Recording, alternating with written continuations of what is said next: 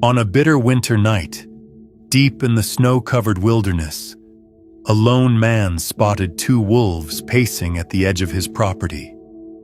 But instead of baring their teeth or growling, these majestic yet haunting creatures appeared desperate. Their paws scraped at his door as if pleading for refuge. When he finally cracked it open, he had no idea that this single act would change his life forever. Before we dive deeper into this incredible story, don't forget to like this video and subscribe to our channel for more heartwarming tales. Your support helps us bring you more amazing stories like this. Now let's get back to the story. What had driven these frost-bitten wolves to seek a human's warmth? And why would they abandon the wild, the only home they had ever known, for the uncertain safety of a stranger's hearth? Ethan Calloway was no stranger to brutal winters. Having spent his life in the remote forests of Montana, he had learned to endure sub-zero temperatures, raging blizzards, and the isolation that came with them. His sturdy log cabin stood as a testament to years of survival in one of the world's harshest landscapes. Yet, despite all his experience, nothing could have prepared him for what awaited him that snowy evening. It had been a routine day, at least as routine as life could be in the dead of winter. Ethan had spent the afternoon splitting firewood and checking on the small greenhouse he kept running with a single heater, his only source of fresh vegetables. As darkness settled, he retreated indoors, content to pass the long, frigid hours by the crackling fire with a mug of steaming tea.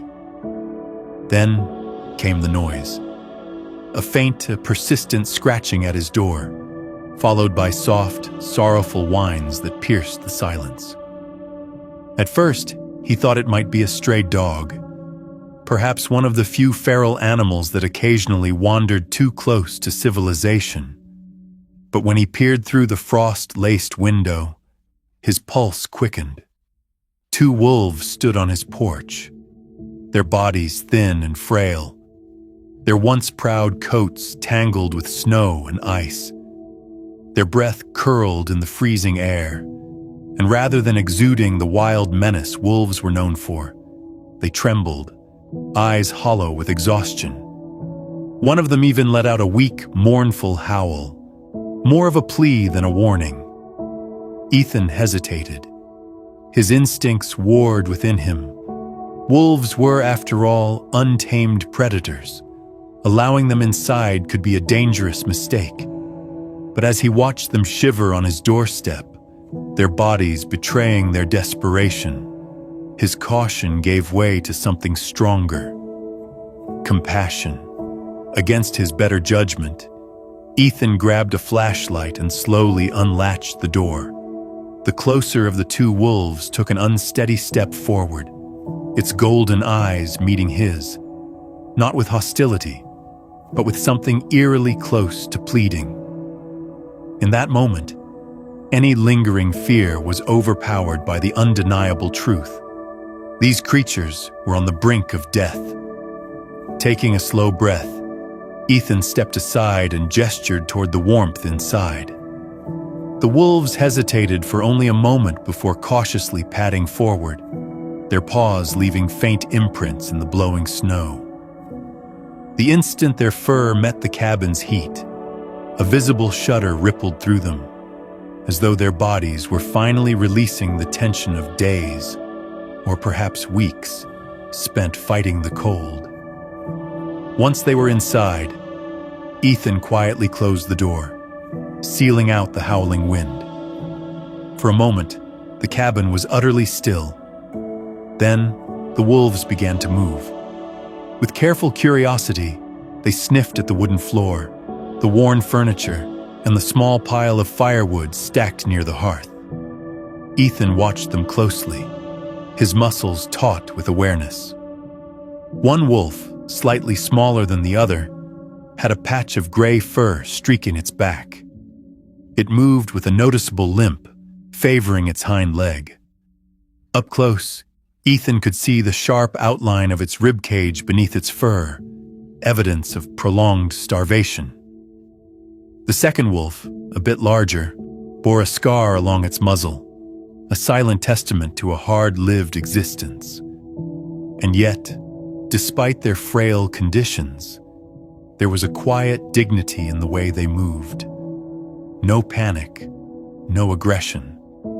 Ethan couldn't help but be struck by their raw beauty. Stepping toward the fireplace, he tossed another log onto the flames, letting the fire roar higher. Shadows danced across the walls, filling the cabin with a golden glow.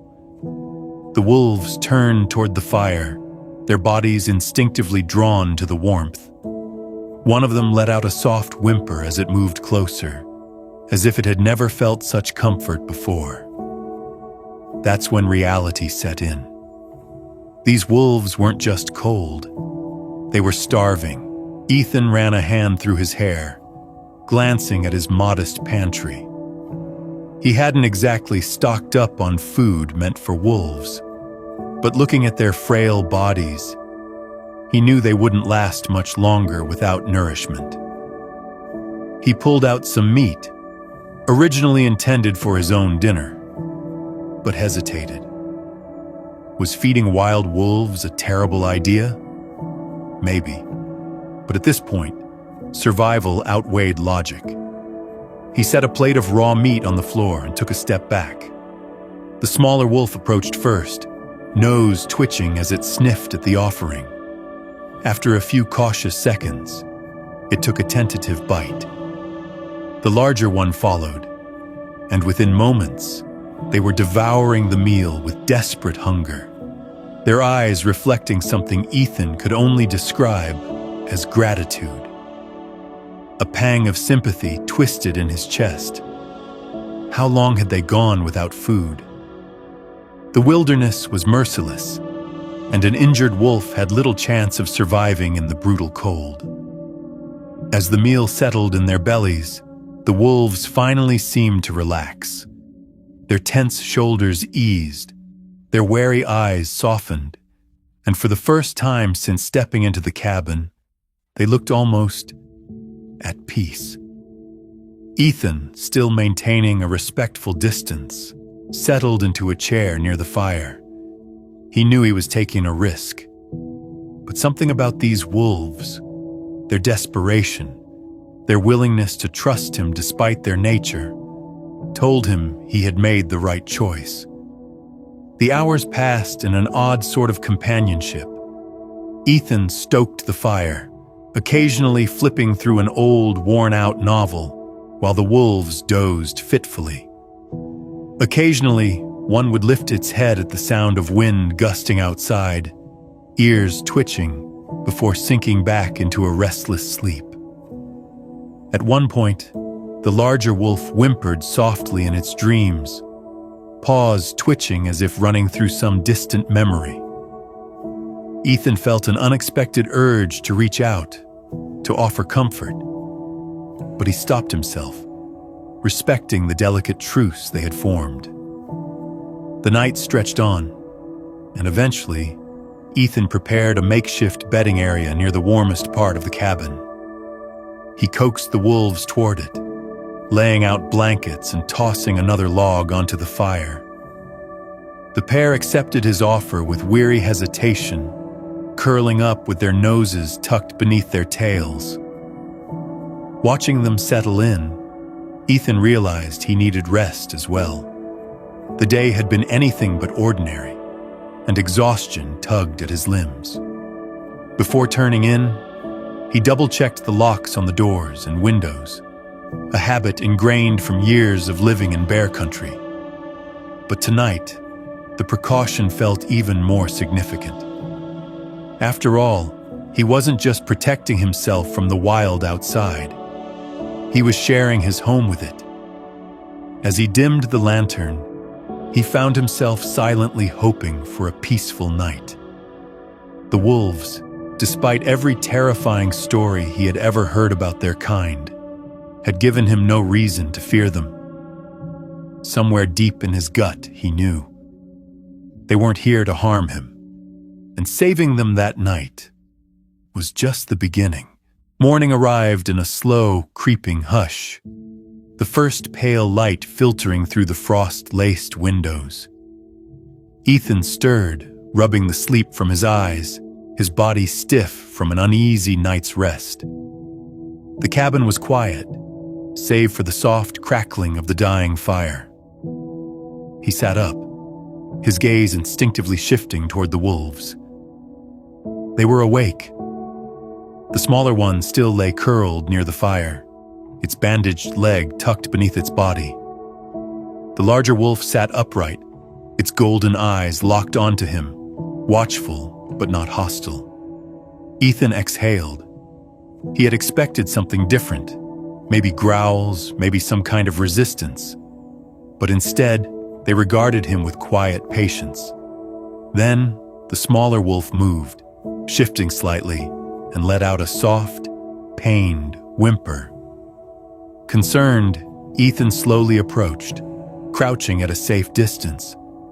The wolf's limp had been bad the night before, but now, in the morning light, he could see the swelling more clearly. It needed more care than just warmth and food. "Let's see if you'll let me help," he murmured, reaching for the small first aid kit he kept tucked away in his cabinet. The larger wolf tensed, its ears flicking forward, but it didn't lunge. It simply watched. Ethan took that as permission.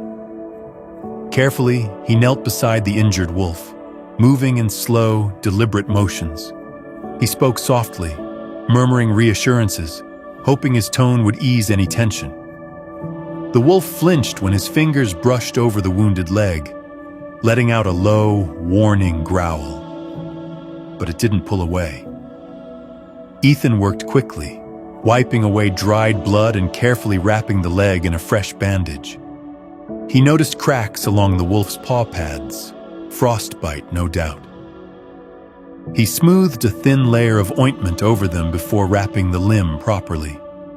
When he was done, he sat back, exhaling a breath he hadn't realized he was holding. "That should help," he said quietly. The injured wolf exhaled too, a slow breath through its nose, almost like relief.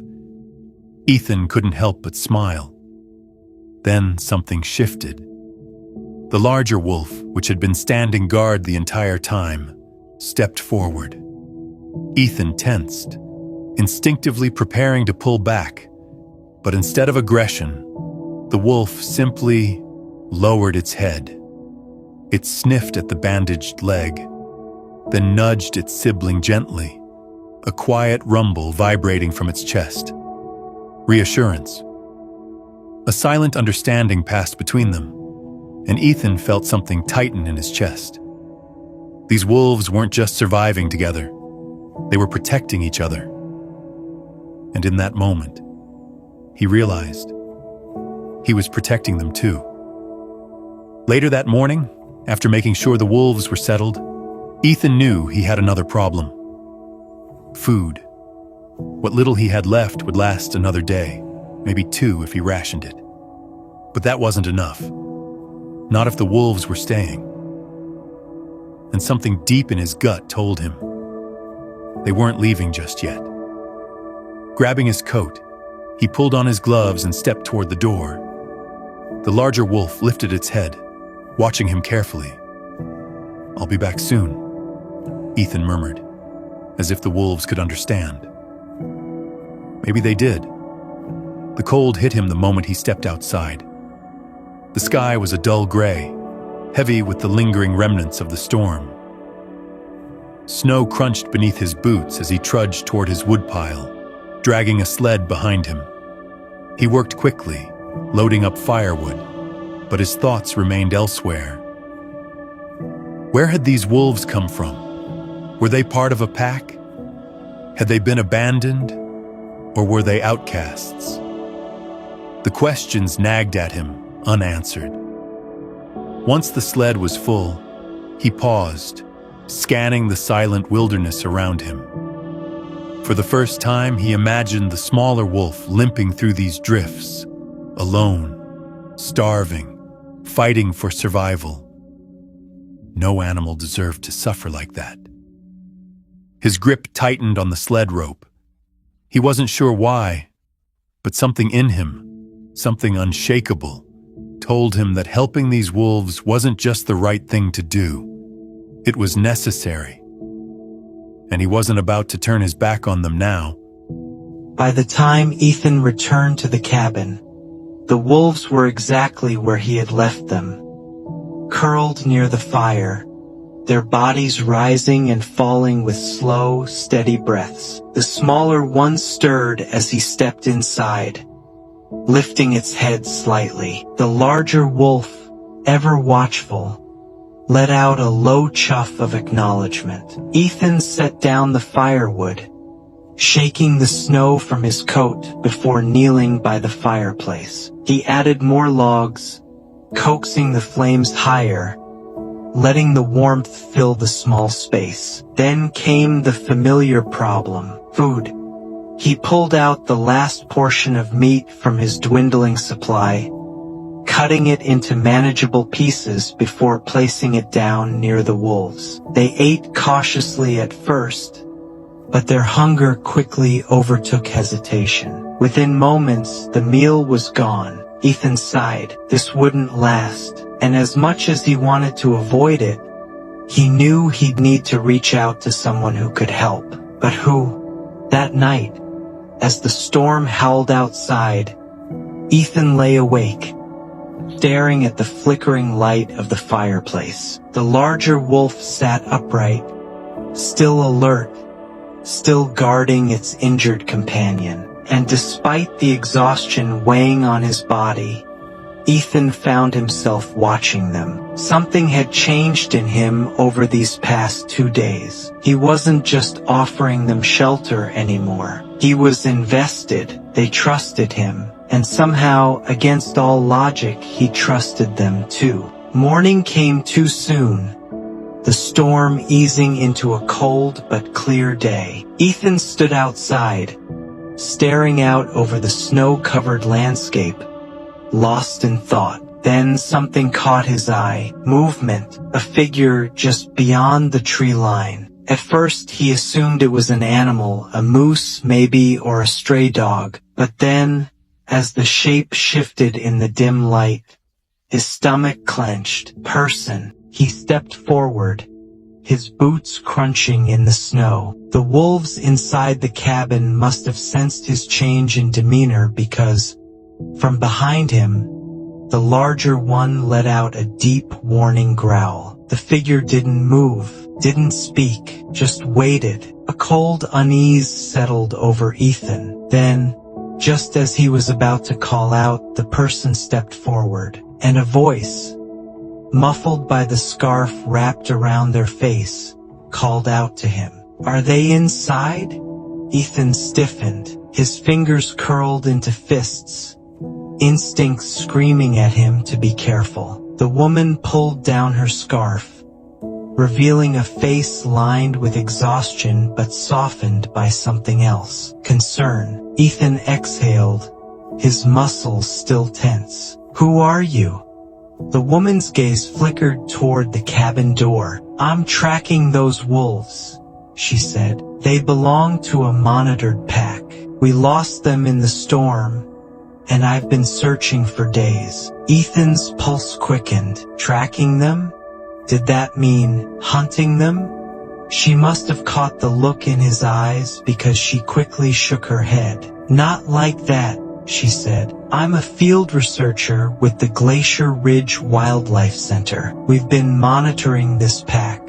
The smaller one, she was injured, separated from the others. Without help, she wouldn't have made it. A flood of relief crashed through Ethan, but suspicion still lingered. "If you've been tracking them, why not just come to my door?" The woman hesitated, then exhaled, her breath curling in the air. "I wasn't sure what I'd find," she admitted. "People don't always react well to wolves." Ethan considered that, and found he couldn't exactly argue. After a long pause, he finally stepped back and gestured toward the cabin. "Come inside," he said, "but move slowly. They trust me, but I don't know how they'll react to a stranger." She nodded and followed him in. The warmth hit her immediately, but so did something else. A low, rumbling growl. The larger wolf had placed itself between the woman and its injured companion. Its body stiff, golden eyes locked onto the newcomer. The woman slowly pulled back her hood and knelt down, extending her hands, palms up. "Easy there, big guy," she murmured, her voice calm, steady. "I'm a friend." Ethan watched, fascinated, as she inched closer, her posture careful and non-threatening. "I'm Rowan, by the way," she added, glancing at him.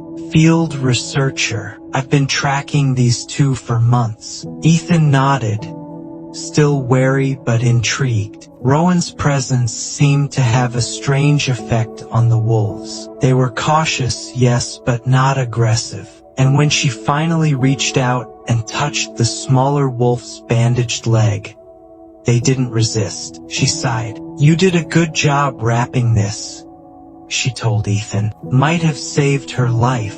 Ethan crossed his arms. "I just did what I could." Rowan explained that the wolves were part of a dwindling pack. The injured one, a young female, had likely been caught in a trap or attacked in a territorial fight. The larger wolf, her sibling, had stayed by her side despite the danger. "We thought they were gone after the blizzard," she admitted. "But then I found their tracks, leading straight here." Ethan glanced at the wolves. They weren't his. They never had been. But suddenly, the thought of letting them go made something ache deep inside his chest. "You're taking them back with you," he said quietly. Rowan hesitated. "We have a rehab center," she explained. "We'll treat her properly, make sure she recovers before we release them back into the wild." She met his gaze. "But it's your call. They're on your land." Ethan looked at the wolves, and they looked back. In that moment, he understood something with absolute clarity. They weren't meant to stay. They never were. "They belong in the wild," he said, the words tasting bittersweet. Rowan gave him a small smile. "They do," she agreed, "but that doesn't mean they'll forget you." Ethan exhaled. "Then let's do what needs to be done." The rest of the evening passed in quiet preparation. For the wolves, Rowan's arrival had changed everything. She was a familiar scent, a presence that wasn't entirely trusted, but not feared either. For Ethan, she was an answer to a question he hadn't yet figured out how to ask. What now? As the fire flickered, casting long, restless shadows along the wooden walls, Ethan sat across from Rowan, listening as she spoke about her work. Her voice was steady, yet laced with something deeper.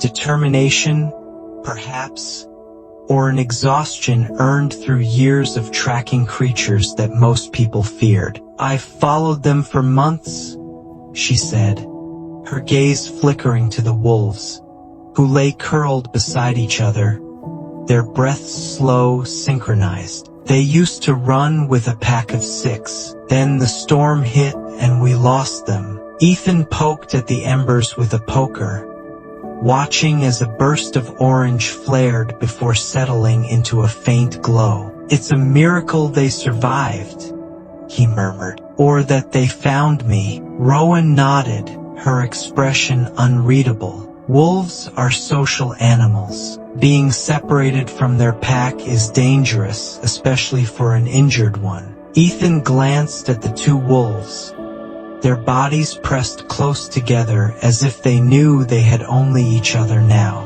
"I've seen that," he admitted. "The big one never leaves her side." Rowan offered a small, knowing smile. "He's her protector," she said softly. "Wolves form strong bonds, especially siblings. If she's hurt, he won't leave her. Not for anything." Ethan let that settle, the weight of it pressing against something deep in his chest. He understood devotion. He just hadn't expected to see it reflected so clearly in creatures so many called ruthless. A log in the fire cracked, sending a spray of embers into the air. Ethan exhaled, his breath hitching slightly as he glanced at Rowan. "What happens to them after?" he asked. "After we transport them?" Rowan hesitated, then spoke carefully. "That depends. If their pack is still out there, we'll try to reunite them. If not," she trailed off, shaking her head, "they'll go somewhere safe." Safe, but safe didn't mean home. By the time the fire burned low, Ethan and Rowan had settled on a plan. "We'll stay one more night," she said. "Keep their stress levels down. Then, in the morning, we'll transport them." Ethan nodded, though something inside him twisted. "I have a snowmobile," he offered. "It'll help us cover the distance faster." Rowan's eyes lit up. "That would be perfect. My truck is a few miles out, but I can't drive it through the snow. A few miles, one last journey, and then it would be over." As the night stretched on, the wind howled outside, a lingering whisper of the storm that had nearly buried them. Inside the cabin, however, the world was still. The wolves lay curled together, their breathing slow, steady, and for the first time in a long time, Ethan wasn't sure if he wanted the silence to return. Dawn arrived with an eerie stillness. The storm had passed, leaving behind a landscape buried beneath a pristine, untouched layer of snow. The sky, a pale, ice-blue canvas, stretched endlessly, broken only by the skeletal remains of trees that had bowed under the weight of winter. Ethan awoke to the rich, familiar scent of coffee brewing. The warmth of it curled through the cabin like an unspoken comfort. Rowan was already up, crouched near the fire, her radio in hand. Her expression was unreadable, but the way her fingers gripped the device told him something was wrong. She spoke softly, listening intently to the crackling voice on the other end. When she turned to him, her face was tense. "We have a problem." Ethan pushed himself upright, his muscles stiff from another night spent on the hard floor. "What kind of problem?" She exhaled, rubbing a hand over her face. "The main road is blocked. Fallen branches, ice buildup. They're clearing it, but it could take hours, maybe longer." Ethan ran a hand through his hair. "So we're stuck. For now," she admitted. "We can't move the wolves in deep snow, and the snowmobile won't make it through." Ethan sighed, the weight of yet another delay pressing against his chest. One more night, one more day of waiting. He glanced at the wolves, who were stirring from their sleep, their eyes flickering open, ears twitching at the faint sounds of the world waking up around them. He should have been frustrated, but instead, he felt relief. Just one more night, one more chance to understand why the idea of letting them go felt like something breaking inside him. As the morning dragged on, Ethan gathered supplies, firewood, extra blankets, anything to make the wait more bearable. That's when he saw them, tracks, fresh, leading away from the creek. A shiver crawled up his spine. They were too large for a fox or rabbit, too deep for a deer. Wolf tracks, but not from the ones in his cabin. His pulse quickened. Another wolf? Had it been watching? Or was it searching for them? A gust of wind swept through the trees, rattling the ice-laden branches like brittle bones. Ethan swallowed hard, scanning the tree-line. The air was thick with silence, but it was the kind of silence that felt alive, like something unseen was lurking just beyond his reach. Slowly, he followed the tracks a few paces, his breath coming out in slow, measured exhales. They disappeared into the trees. Whoever or whatever had made them was gone, but something told him they weren't far, and for the first time since this all began, Ethan felt something new coil in his gut. Not fear, not uncertainty, something else. A warning, because deep down he knew the story wasn't over yet. Ethan followed the tracks carefully, each step sinking into the fresh snow. His breath curled in the icy air, vanishing into the stillness. The weight of the rifle slung across his back felt heavier than usual, though he had no intention of using it. The footprints stretched ahead of him, weaving between frost-laden trees. Something about them unsettled him. The stride was uneven, a limp. His stomach tightened. Another injured wolf? His instincts told him it wasn't just any wolf. It was looking for them. A gust of wind kicked up the surface snow, momentarily blinding him. When it cleared, he saw it. A thin, ragged figure, barely visible among the skeletal trees. A lone wolf. It stood motionless, ribs stark against its matted coat, its amber eyes fixed on him. Ethan froze, his pulse quickening. The wolf's ears flicked, nostrils flaring as if trying to catch a familiar scent. Then a growl, not a warning, a sound of desperation. Ethan raised his hands, palms up, voice low. Easy.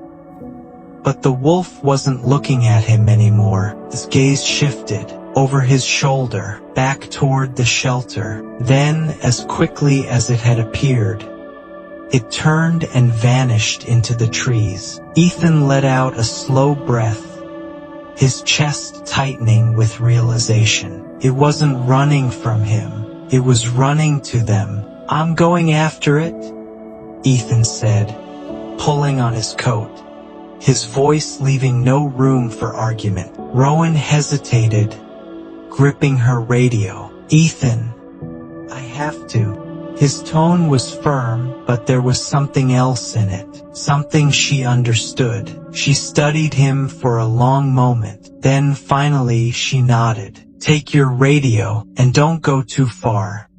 He packed quickly, layering against the bitter cold. At the last second, he turned back to the wolves. The smaller one let out a low whimper, its golden eyes filled with something that almost looked like concern. Ethan hesitated. "I'll be back," he murmured.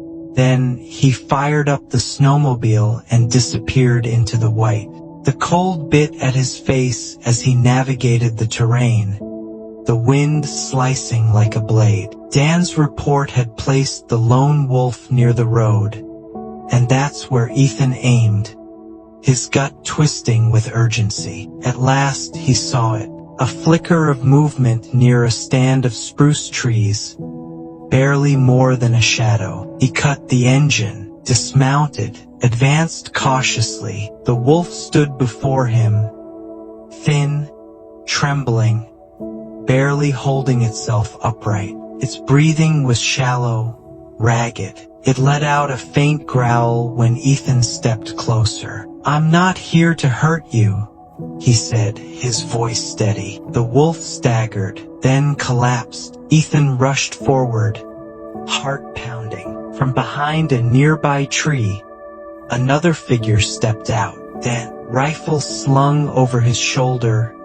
eyes sharp. "Easy," he said. "We don't want it to bolt." Ethan nodded, swallowing the lump in his throat, then knelt in the snow, and just like before, he extended a hand. For a moment, nothing. Then the wolf lifted its head. Their eyes met, and in that silent moment, the wolf surrendered. Getting the wolf back was a slow, careful process. Dan helped Ethan lift the frail creature onto a sled, their movements precise, deliberate. It was too weak to resist. They secured it and headed back, the weight of the moment sinking deep into Ethan's bones. By the time they reached the shelter, the sky was painted in streaks of lavender and orange, the fading sun casting long shadows over the snow. Rowan's eyes widened as she rushed forward. "You found it." Ethan nodded. It was looking for them. Together, they guided the sled inside. The two wolves inside immediately reacted. The larger one's ears shot up. It let out a sharp bark, stepping forward, its muscles coiled with tension. The smaller wolf, still groggy, lifted its head in confusion. Rowan positioned herself between them just in case. Then, as Ethan pulled back the blanket, the lone wolf lifted its head. Their eyes met, and then a sound Ethan would never forget. A soft, pleading whimper. Recognition. The larger wolf stiffened. Then it rushed forward, not in aggression, but in urgency. It sniffed the newcomer, ears flattening, eyes dark with something deeper than instinct. The smaller wolf let out a low whine, shifting on its bandaged leg, its entire body trembling. And then they all pressed close, nuzzling, reuniting, a family restored. Rowan exhaled, barely above a whisper. They know each other. Ethan swallowed hard. He had known it in his gut, but seeing it, feeling it, that was something else entirely. The radio crackled. Dan's voice, urgent. "Road's clear. We're on our way." 20 minutes out. Ethan exhaled, his chest tightening. This was it. They worked quickly, preparing for transport. Nina sedated the wolves, just enough to keep them calm. Dan and Rowan secured them in padded crates. And then it was time. As the truck pulled up, Ethan helped load the wolves, the finality of it settling over him like the falling snow. The last to go was the third one. It resisted the most, but in the end, with gentle coaxing, it stepped inside. Even in the crate, the three wolves kept their eyes on each other. A bond unbroken, a bond Ethan had been privileged to witness. Rowan turned to him. "You can visit them at the center," she said, "and when they're ready, you can see them free." Ethan nodded, his throat tight. "I'd like that." The truck rumbled to life. As it pulled away, Ethan stood in the falling snow, watching until the taillights disappeared. He had done the right thing, and yet, as the silence returned, he realized he would miss them. The days that followed felt quiet, too quiet, but it wasn't the same kind of silence as before. It wasn't lonely, it was peaceful. Rowan sent updates, photos of the wolves recovering, their coats thickening, their strength returning, and then one day the message he had been waiting for. "They're ready." Ethan closed his eyes, picturing it, clearing, a cage door swinging open, the wolves stepping forward, and maybe, just maybe, a single glance back, a silent thank you, and then gone, running, wild, and exactly where they were meant to be. Have you ever seen an unexpected bond between a human and a wild animal that changed the way you think? Share your stories in the comments. We'd love to hear them.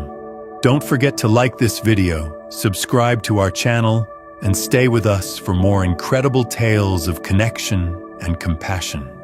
Whether in the heart of the wilderness or right in our own neighborhoods, small acts of kindness can create miracles in the most surprising ways.